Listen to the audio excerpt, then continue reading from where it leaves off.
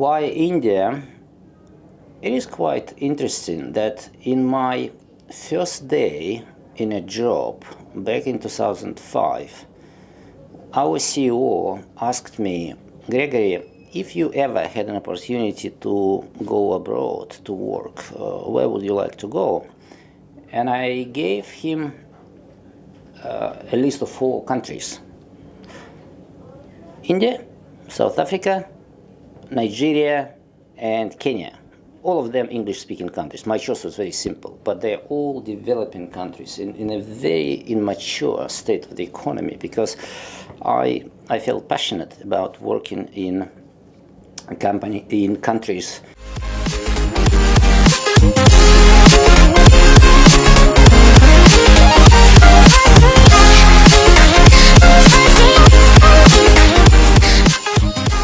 Tell us a brief about your background. My family ties with the exhibition industry go back 120 years. So my grandfather used to be one of the key organizers of the biggest industrial trade fair in Russia in 1896. I'm originally from Russia. As I said, my master degree is in nuclear physics. I'm a nuclear scientist.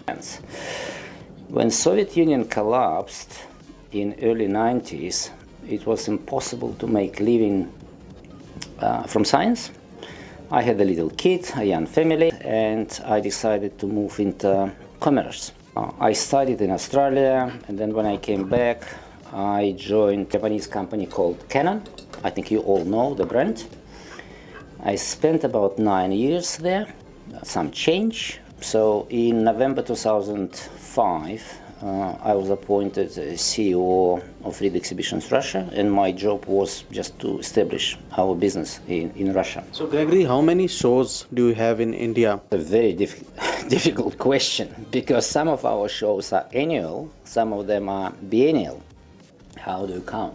We have Amtex show, which comes in early July, which runs every second year. Do you count it as one show or half shows? Or we have, so it's really difficult to say how many shows we run every year, but I can tell you which industries. We have a show in machine tool industry, we have a warehousing show, we have a packaging show, we have a cold chain show, we have a Comic-Con events, then we have a fire protection show, and we have a retail real estate show. So is this the pattern globally or in Russia as well, that you acquire shows and then you build upon them? There's no formula. There's no universal approach. I think in buying shows, it is always quite opportunistic, because sometimes we would love to buy a show in certain industry, but the show is not up for sale. Some shows are up for sale, but we are not interested for various reasons. There could be shows where we do not have international expertise, for instance. So what can we add? We do not see that we can add additional value. Globally, if we see that the amount of success that Reed as an organizer has, somewhere that amount of success has not been replicated in the Indian market. First of all, the world is so big that you cannot be focused on all markets at the same time. There must be always a priority. And yes, from sitting here in India, I could admit that probably our success here was not as visible as success or current situation with other organizers. But equally, I can tell you, if you look at Russia, for instance, UBM is not there at all. Because when we came in 2005, in Russia, we were able to ring-fence market, and basically we became... And in this era of digitization, do you feel that the relevance of exhibitions will continue to grow in the coming times? As long as I work in this industry, we are talking about digital threat, about online threat, about all sorts of things. So far it didn't happen, and quite frankly, I do not see it coming in the next maybe 5 or 10 years. Of course, the technologies develop so quickly, maybe something will come up.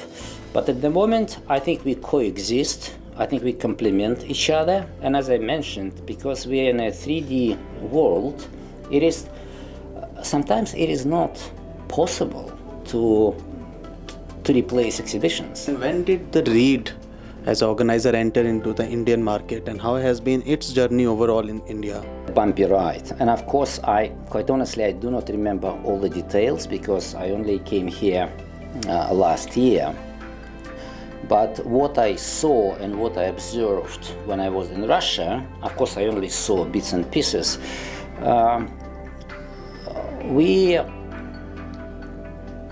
Our history in India is a little bit patchy. It's a little bit with, we had bright spots and we had dark spots. I think it is quite natural for emerging markets because sometimes companies they come with certain vision, but then either the local situation doesn't permit, or sometimes we do maybe little mistakes. So we were coming into India a couple of times, and we were leaving India a couple of times. But I think it's evolutionary process. Quite frankly, it's nothing wrong with that. It's like when you do your investments, sometimes you intensify, sometimes you slow down a little bit. What is important that we are committed to India. It is not easy, it is a difficult market, but it has, I think, huge potential. And I think our top management and myself are extremely committed to succeed here. But obviously, we can only succeed if we find the right tune with the local customers.